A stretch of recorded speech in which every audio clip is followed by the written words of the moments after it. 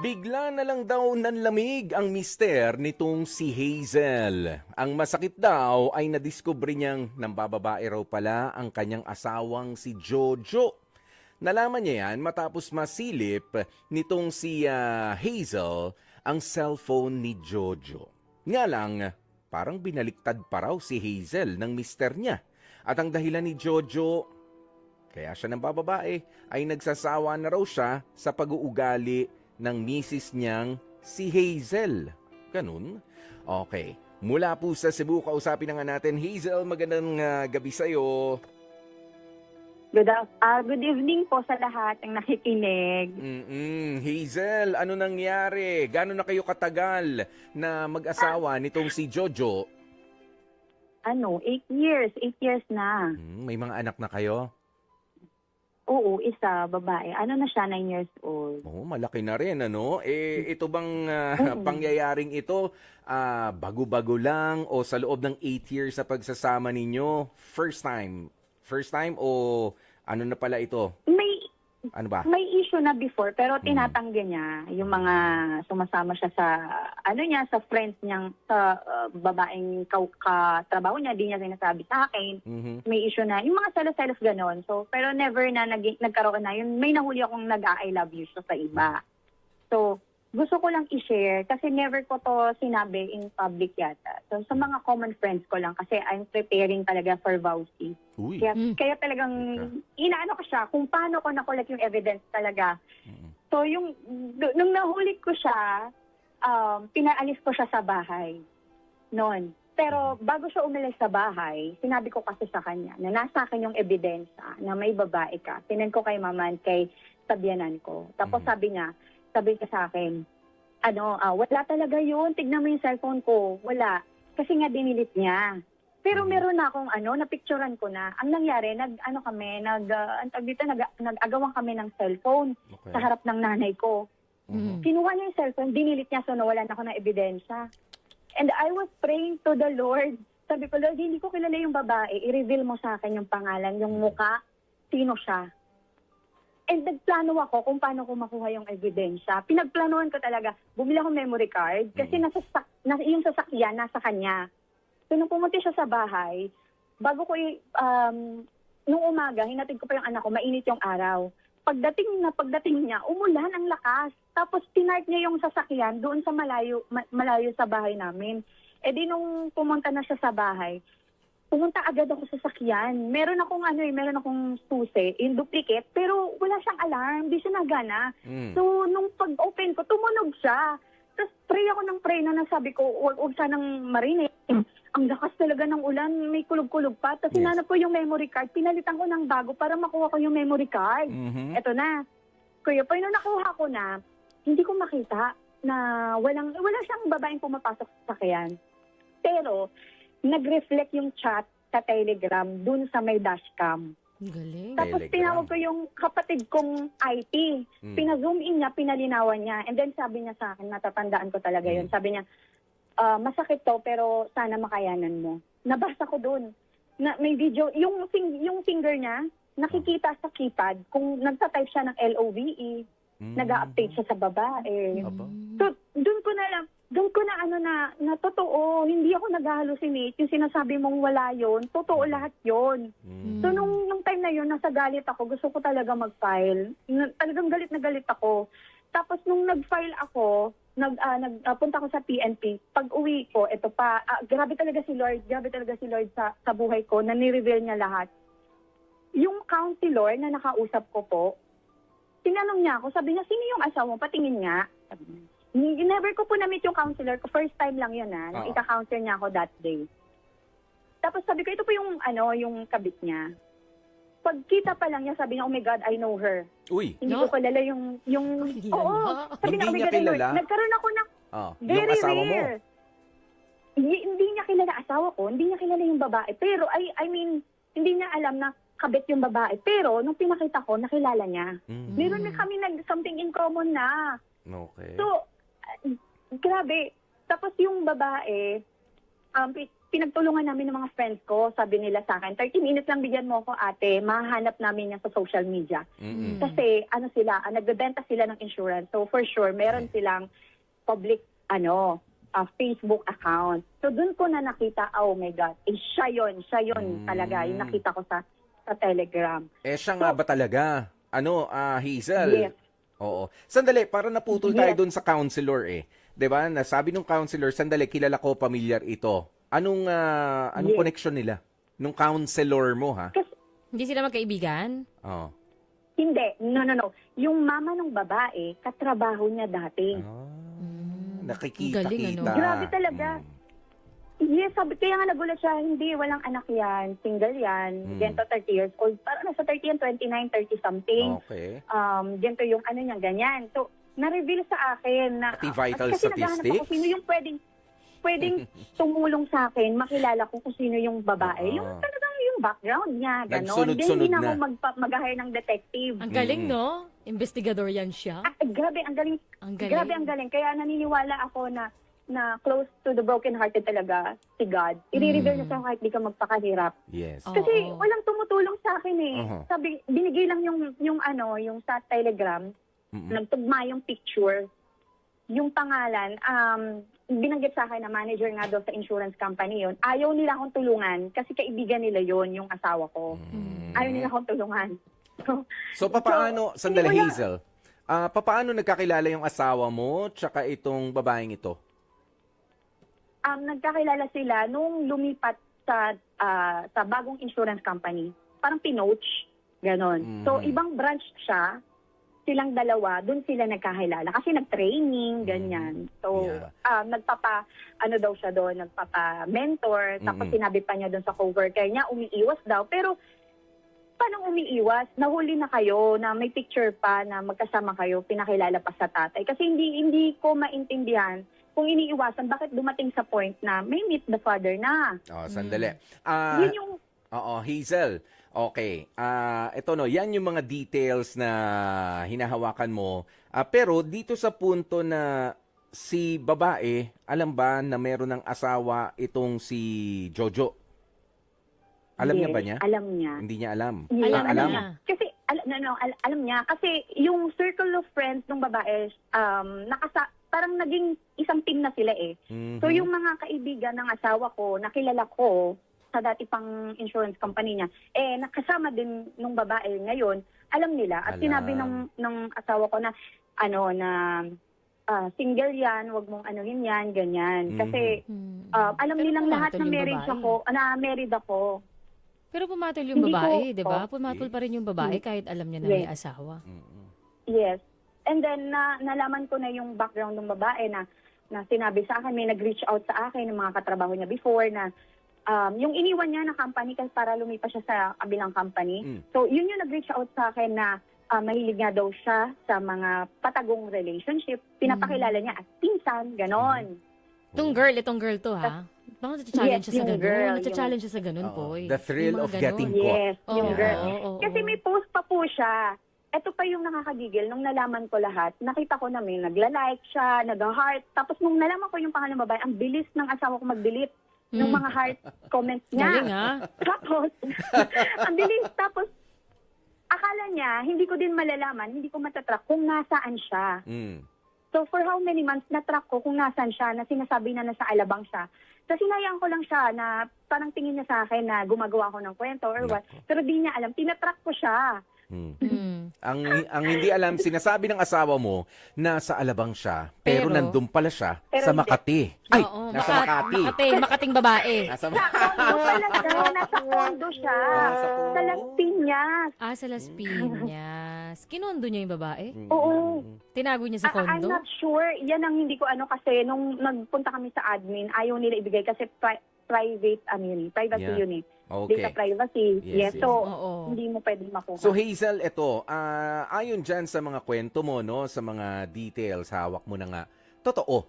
Okay? Ayun, nagloloko Totoo. talaga yung asawa Nagloloko niya. talaga. Nga lang, bakit dumating pa sa punto, ito pa yung mas masakit na sabi mo, Hazel, binabaliktad pa nitong si Jojo yung sitwasyon. At ikaw pa ang sinisisi niya kung bakit siya ganoon? Bakit siya nang bababae? Yes.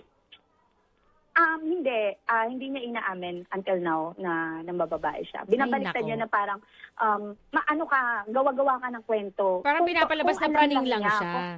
Pinapalabas praning na lang ako. na masamang ugali niya, na baliw siya, kung Yes. ano-ano mga naiisip niya, gawa-gawa lang daw niya yun, katang isip lang, ganyan. Ganon talaga kapag ka nahuli ka So, niya. gano'n nakatagal yung ganyang conversation na nandyan lang yan? Ha, na hindi, gawa-gawa mo lang yan. Hindi, meron talaga akong pruweba. Hindi, gawa-gawa mo lang yan. Gano'n Hindi mo- nakatagal, Hazel? Months na din. Siguro 10 months na rin. Tapos hindi ko na tinuloy, hindi ko na inano kasi inaano ko na ngayon yung peace of mind. Sige, mag-ano ka na lang sa anak ko, ganyan. Teka lang, Hazel. Pero, Bakit ba hindi siya naniniwala sa'yo na na nagloloko talaga Kasi siya? hindi Hindi niya inaamin.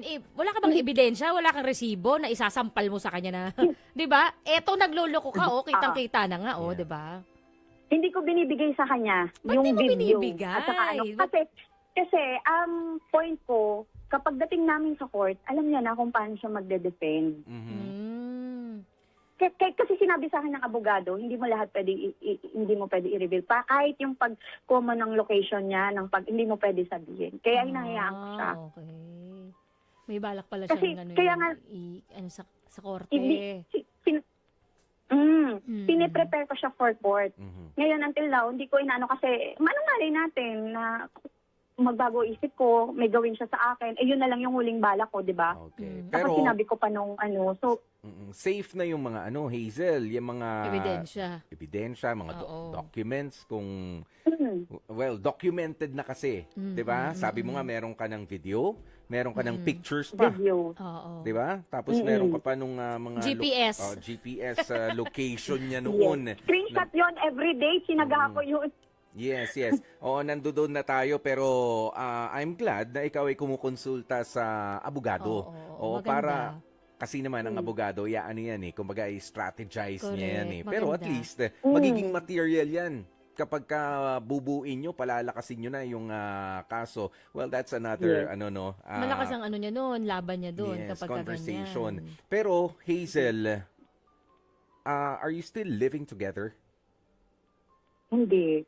Hindi na. Hindi na. Nag-apartment ako, kasama anak ko. Ako nag-aasikaso lahat sa anak ko. Tapos hihiramin niya kapag ganyan, Father's Day, yung mga event. Oo. Kumusta yung pag-uusap ninyo? Nakapag-usap pa kayo o tungkol na lang sa bata?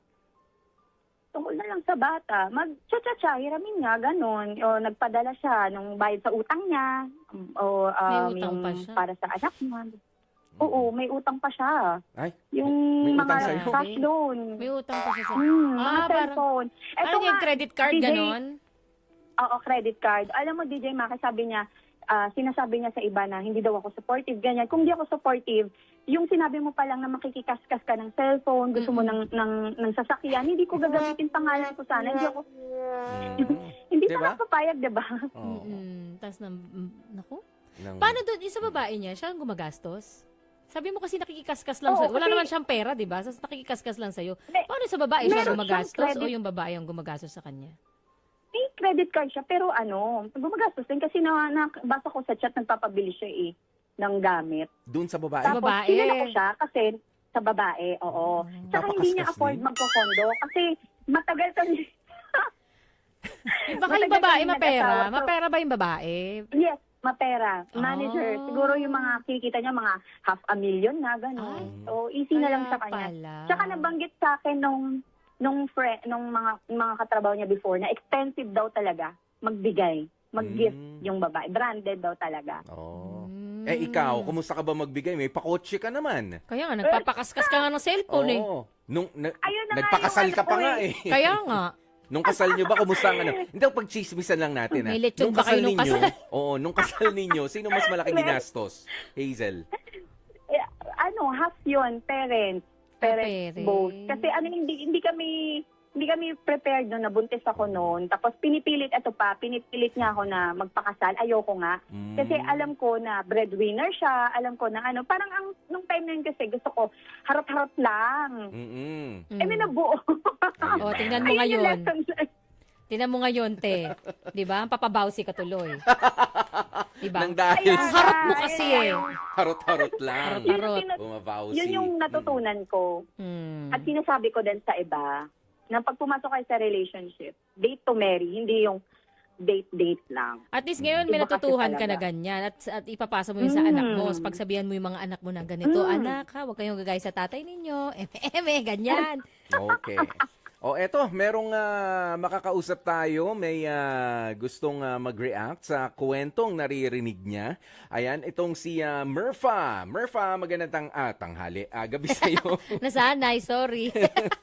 Murpha? Hi, Murpha. Hello. Opo, good evening. Parang bagit sa bagit pa si Murpha. Kaya nga eh. O sige. Murpha, anong masasabi mo rito sa kwento ni Hazel? Bagaban tumatawa-tawa kami no, sa mga biruan, pero seryoso kasi na nasasaktan pa rin si Hazel sa ginawa raw nitong si Jojo sa kanya. Yes po. So, advice ko lang po sa kanya is kausapin niya ng mahinahon ang kanyang partner para po, kung hindi po, kung ang partner po niya is hindi po siya mag-aamin is papipiliin niya na lang po kung sino talaga ang mahal niya. Kung pipiliin niya po papiliin po niya yung kabit niya, then ibigay niya na lang yung husband niya para meron siyang peace of mind, tapos pag-move on. And then, about naman po sa kaso, at meron naman siya ebidensya, i-continue niya na lang yung pagkaso kasi kasal naman sila para din maka-learn yung partner niya na hindi tama yung ginagawa niya. Pero, kailangan niya pong lumipat ng apartment for the safety kasi hindi naman natin alam kung ano ang gagawin ng partner niya. Kaya wag niya na lang po alam kung saan siya titira at kailangan niya po ng security. For example, yung anak niya, kailangan niya makikita sa husband niya. So, sasabihin niya na muna na wag muna makipagkita kasi nga may problema. Pero hindi mo na sabihin sa bata kasi maapektuhan yung sa relationship. Murpha? And then, makipag-usap siya. Yes po. Oo. Parang alam na alam mo yung mga ginawa. Nangyari na ba to sa'yo? Ay, Hindi, po. parang Nakikinig ina-anticipate lang po mo ako na sa kasi. kwento niya. Hindi, parang in anticipation of yung mga binabanggit na nitong si Murpha. Kaya tinatanong ko, ikaw ay baka nakarelate talaga dito, no? Hindi naman pala. Hindi pa nangyari sa'yo, I mean. Ay, hindi po. Noon po, marami pong nag-asking advice sa akin. Kahit hindi ko pa po na-experience. Good advisor siya. Oo. Pero Murpha, tama ba yung narinig ko kanina na papiliin na yung asawa niya at kung doon na lang sa kabit, ibigay na lang yung husband niya? Tama ba yun? Ganun ba yung pagkakasabi mo? Oo, ganun yun. Yes po. Oh. Pero, sa ganun po, kung nasasaktan talaga siya, i-continue niya po yung pag-file ng kaso para po makalearn yung husband niya kasi kapag hindi niya gagawin yun, gagawin din niya yun sa kabit niya. Okay. So, mas Okay, mabuti Murpha. po. Ano mas mabuti? Go ahead. Mas mabuti po na kasuhan niya yung asawa niya kasi meron naman siyang karapatan sa kanyang asawa. Oo naman. Murpha, maraming salamat. Ay, meron pa palang pera naman eh. Kala Sige. ko naman kasi. Sige, Humihinga lang Murpha. pala eh. Murpha, Humihinga lang. go na, Okay, go. Go. Pero bago po siya mag-file ng case is makipag-usap muna siya sa private lawyer para mas makonsulta talaga kung ano dapat gagawin para safe po siya sa mga gagawin niya. Yeah. Yan lang po. Maraming salamat, Murpha. Oh. Meron siyang Opo, lawyer. thank Meron you. siyang lawyer. Yes. Yun ang maganda dito kay Hazel. Hazel, kasal kayo eh, no? Yes. No, kasal Opo. kayo, kaya hindi rin siguro ganun kadali na, sige, pumili ka sa amin dalawa. Ako asawa, Oo, tapos yun yung papipiliin kabit. mo. Teka Siyempre kung lang. asawa ka, di ba, makikipaglaban ka eh. Ako asawa ko, bakit naman nakahayaan ko kayo maging masaya? Diba? Diba? Inargabyado nyo ako eh. Bakit naman nakahayaan ko kayo maging masaya? Alam mo kung ganun lang talaga at talagang you value your peace of mind. Parang ang sarap sabihin na, sige, para kumalma na lang tayong lahat, ayusin na lang natin itong para sa bata. Bibitiwan ko ng pagiging asawa sa'yo. Total, binitiwan, iniwanan mo na ako. Siya ba ang gusto mo? Sa kanya-kanya, go. Parang ang daling sabihin, Ang no? problema, hahabulin din tayo ng batas. Totoo. Yung batas mismo ang hahabol-habol sa kanya kahit pakawalan mo at hindi mo naman naasikasuhin yung annulment ninyo, yung pagpapawalang bisa ng kasal ninyo, Hindi, di ba? hindi naman siya tuluyan magiging malaya talaga. Mm. Kahit pa sabihin mo na, sige, magsama na kayong dalawa. Hindi naman sila tuloy magiging malaya. Kasi nga, sa batas, kayo pa rin ang mag-asawa. Yes. Diba, Hazel? So, So, Hazel, correct. ngayon, what's the plan? Move on. Continue lang sa buhay. Ganun. Surround myself lang talaga sa mga friends na, alam mo yun, yung kailangan mapalakas kasi yung yung mga, tawag dito, yung sa mental health ko talaga. Kasi na-release yung sa psycho report ko, talaga severe depression, anxiety. Grabe So, din hindi trauma siya- niyan, hindi ha? siya- Grabe yung trauma niyan. Yes, may trauma Oo, pa, may grabe trauma. trauma niyan. Mm-mm. So, dun pa lang, sa psychological, pwede na akong mag-case doon eh. Mm-mm. Diba? Pero, pinili ko na lang kasi na wag na lang ituloy. Pinili ko kasi mas stress lang din ako. Pinili ko naman din na lumayas ka na, doon ka na, sa kung sinong babae mo. Sabi ko nung una, nung di ko pa talaga totally kilala kung sino yung talaga yung babae na yun, pinakawalan ko na siya eh. Kasi ayaw din ng parents ko, ayaw ko din na makita ng anak ko na nagtitiis ako sa ganong klaseng Hindi na yun tama eh. Mm-mm. Hindi na tama. Mm-mm. And every time po, actually nag-try ako, kasi galit ako. Gusto ko talaga siyang ipakulong. Ayoko sila maging masaya. Mm-mm. Pero, every time po nagagawin ko yun, may nangyayari pong masama sa akin. Ang bilis talaga. Nahihiwa ako, napapagalitan ako ng boss ko. Pero nung in-stop ko siya, ang smooth lahat Kasi yung business ko nag-boom. Mhm. Pinabayaan ko. So, it's like God is telling me na hindi mo yan laban. Laban ko yan. Hindi mo Hayaan mo kontrolado. ako dyan. Yeah, but of course, Kasi mas stress ka lang. oo, but of course, Hazel, let me just remind you na sa bawat laban ay pinagkakatiwala natin sa Panginoon. Meron din tayong responsibilidad bilang mga tao na naiiwan doon. 'Di ba? Oh, lalong-lalo na ito nga, yung usapin ng pag-move on mo. How can you move on kung merong unfinished unfinished issue, 'di ba, with you and your husband? Ang status kasi ng marriage ninyo ay kayong dalawa pa rin, 'di ba? So you cannot possibly move on ng maluwag na maluwag. 'Di ba? Oh, yeah. Alam mo, hindi ko ine-encourage na maghiwalay na kayo kung maghiwalay kayo, pero pinapakita ko lang sa iyo yung picture na kapag ka talaga nag-move on ang isang tao, gusto niyan mag-move on tayo together ba tayo or mag-move on na akong mag-isa? Kasi sa ngayon, na sinasabi mo mag-move on ka, nandun pa rin yung hila-hila mo pa rin yung apelido niya. Hindi mo naman pwedeng basta i-drop yan. Yung civil status mo sa mga papeles ay Married ka pa nandyan rin. pa rin. Mm. 'Di ba? Oo. Andun pa rin, buhay yung marriage contract ninyo.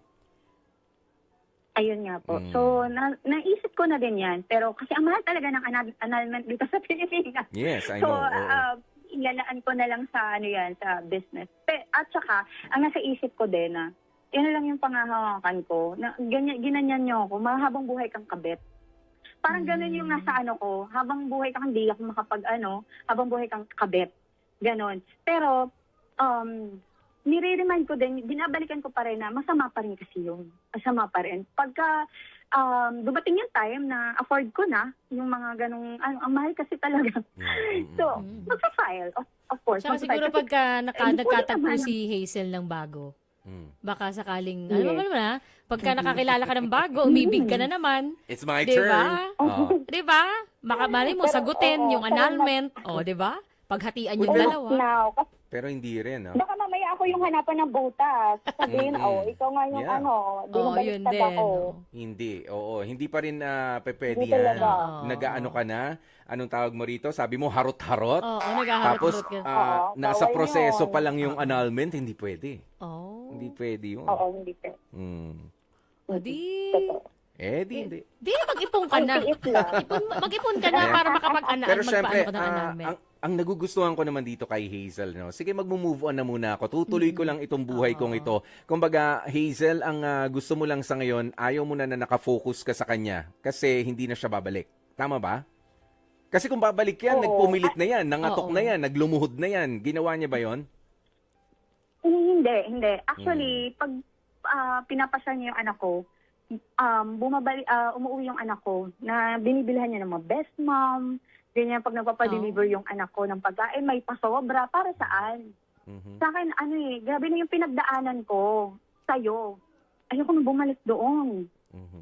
Tapos uulit ka na naman, ay hindi na lang. Okay na ako, masaya na ako lang, kami ng anak ko. Papaano naman, Napapasaya ko yung sarili ko. papaano Hazel kapag itong si Jojo gumawa talaga ng eksena na nanligaw ulit sa'yo, Wag na, sinuyo Hazel, ka wag ulit? na. Ano Hindi Wag na, Hazel, wag na. Kasi, alam mo, hindi na. Kasi, pinagmumura niya na ako sa harap ng fast food. Pinagmumura niya ako. Hindi na para, Feeling ko naman, shaming na yun, Poy, hindi na para, Ganun. Etong Balikan. desisyon ni Hazel na yan, para yan sa sarili niya. Kaya siya nag-decide na mag-move on na lang, na kahit na nasa proseso pa rin yung kanilang paghihiwalay, nag-decide siya na mag-move on na lang kasi para sa sarili niya. Para sa peace of mind niya. Kasi masyado nang maraming dinulot sa kanyang sakit, trauma, itong lalaking ito. So, para na lang sa anak nila, kaya siguro siya nagpapakaayos, si Hazel. Diba? Binubuo niya ulit yung sarili niya kasi nga, sinira nitong lalaking ito. So, At ginagawa hindi lang niya basta sinira, wasak na wasak. kaya itong ginagawa niya pag move on, para yan sa sarili niya. Para sa peace of mind niya. Kasi sobra naman talaga yung ginawa sa kanya. Correct. Diba, Hazel? Grabe yung dulot sa mental health mo. So, siguro deserve naman ni Hazel na gawin naman yun para pabor sa sarili naman niya. Diba? Okay. So, yun na lang may bigay ko sa sarili ko. Respeto sa sarili niya. yeah. Pero alam ko naman, Hazel, meron ka ring pwedeng maibigay na payo at least at paalaala sa mga nakikinig sa atin na nakaka-relate sa'yo. Okay? Bilang isang babae na wala namang ginawa kundi ang magmahal ng totoo. Sabi mo pa nga kanina, hindi ako ready para magpakasal pero pinilit ako nitong lalaking ito at nung pumayag ako dahil sa nabuntis niya na nga ako, Biglang naging ganyan naman. niloko naman ako after 8 years ng Ikaw aming may gusto pagsasama. magpakasal tayo, tapos niloko mo lang ako. Yes. Alam Ano niya. ang gusto mong ipaalala naman sa ating mga tagapanood at mga tagapakinig? Go ahead, Hazel. Ayun. Gusto ko sabihin sa inyong lahat na once you enter into a relationship, make sure na date to marry. Hindi yung pa-flirt-flirt lang. Kasi you never know kung may mabubuo ba dyan. Diba? Lalo na yung mga nagli-live-in, yung mga pumupuslit sa gabi. Kung kaya niyong panindigan yung kung may mabuo man. At saka pag nag-enter ka sa marriage, yan, totoo talaga yung sinasabi nila na pag napasok ka, iduluwa mo. Hindi ganun yon sa marriage. At hindi rin basihan na sobrang tagal nyo, kasi 6 years kami bago nagpakasal, hindi rin basihan yon na sa tagal para magpakasal kayo, kundi yung readiness ng heart, finances, mental health, yun talaga yung dapat na pinagtutuunan ng pansin. Kasi pag pumasok ka sa marriage na yan at lahat, magiging issue lahat, biyanan, pera, career, hindi lang ugali. Lahat magiging issue yan. Ready ba hanggang sa pagtanda nyo? Pipiliin mo pa rin siya. Kasi naniniwala ko na yung pag-ibig, emotions lang yan. It will fade. Ngayon, mahal mo. Bukas hindi. Pero yung tunay na love, you will choose that person kahit na pangit ugali niya, kahit hindi siya nagilamos, mabawang niya, pipiliin mo siya araw-araw kasi nanumpa ka sa harap ng dambana, nanumpa ka sa harap ni Lord. Pero yun nga yung naging lesson sa akin na hindi mo dapat ginagawang laro ang marriage. So sana wala nang katulad po yung makaranas. Tignan mo yung nangyari. You reap what you you sow. Kasi kung ano yung mga decisions mo, na mga impulsive decisions mo from the past, aanihin mo talaga yan in the future. Yun lang. Maraming salamat, Hazel, dyan sa mga binanggit mong yan na paalaala. And, of course, isa ring magandang paalaala pa para sa lahat ng mga mag-aasawa. Meron tayong marriage contract. Meron tayong pirmahan. Kaya sa West kayo ikinasal o sa simbahan kayo ikinasal. But please do not forget, ang sakramento ng marriage is an agreement between you, your husband or your wife, and God. God. Tatlo yan. Tatlo ang nag-uusap dyan, tatlo ang dapat nangangalaga dyan, at hindi yung tatlo na tao rin yung Third party pangatlo. pa yan. Mga kapatid, patuloy po kayong tumutok sa 105.9 True FM para sa mga totoong balita, impormasyon, music, and entertainment. Mag-subscribe sa aming YouTube channel at podcasts at sundan nyo rin kami sa Facebook, Instagram, X at TikTok sa @TrueNetworkPH. Bisitahin ang aming website sa truefm.ph. Kami ang 105.9 True FM. Laging true sa'yo, kapatid.